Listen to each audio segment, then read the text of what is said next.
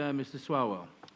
Mr. Zielinski, on July 24 of last year, Special Counsel Mueller described in his testimony to this committee that there were identified gaps in his investigation that he could not account for. Do you recall that testimony? I do.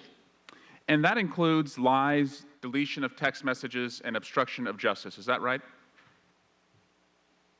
That is what the Special Counsel's Office report says, yes. And in our federal system, defendants are rewarded for accepting responsibility early in the proceedings for their sentence. Is that right? That's correct. Did Mr. Stone go to a jury trial? He did. Was he convicted at trial? He was. Was he also found to have lied to the judge during pretrial proceedings? Yes.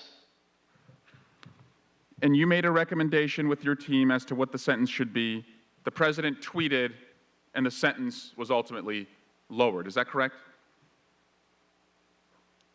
That's accurate. So we have a pattern here. President Trump tweets, friends are protected. We saw that with National Security Advisor Flynn. He had secret conversations with the Russians before he was National Security Advisor, lied to Vice President Pence, lied to the FBI, and twice admitted that he had lied and pleaded guilty. Then comes Trump. He tweets repeatedly that this never should have happened. And Mr. Zielinski, the Flynn case has been dropped by the recommendation of the DOJ. Is that right? That is my understanding from what I've read in the press. But Donald Trump does not only protect his friends, he actually punishes his enemies. Michael Cohen, former lawyer to President Trump, charged with counts of tax fraud and false statements, pleads guilty early in the proceedings, testifies to Congress, and 9 days before his sentencing, Donald Trump tweets that Cohen wants 0 days in prison. He should serve his full and complete sentence. And Michael Cohen was sentenced to 3 years. Is that correct? I don't remember Mr. Cohen's precise sentence, but I have no reason to doubt what you're saying. So, Mr. Zielinski, you're a career prosecutor. You just want to follow the evidence. How does it make you feel as a prosecutor, and how does it make your colleagues feel when you see that your hard work and the evidence is being sidelined for political preferences?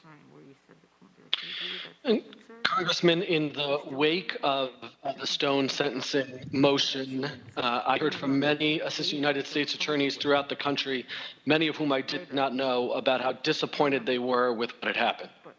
Why were you disappointed? I was disappointed because we took an oath to do our job, to follow the law, to follow the department's policy, and to do what's right, and what happened here was wrong. Has Attorney General Barr ever publicly mischaracterized findings from the Mueller report? I can speak to the Special Counsel's Office's report. I have not been authorized by the department to characterize the Attorney General's comments on it. I can ask the Department of Justice whether or not I'll be given authority to answer that question, and if permitted, I'll come back to you and answer. Well, Mr. Zielinski, you give us hope.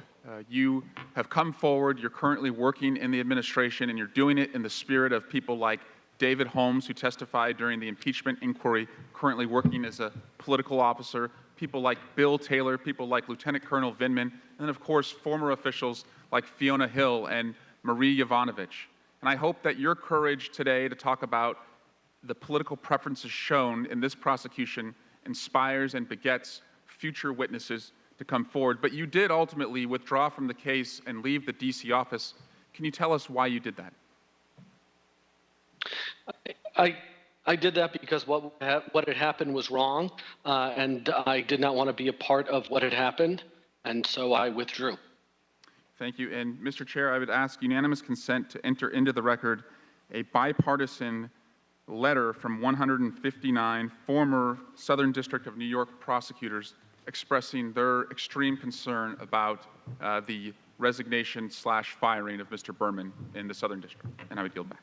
Without objection, the gentleman yields back. Our great senators. Hi, Chuck. He used to love me when I was a Democrat, you know.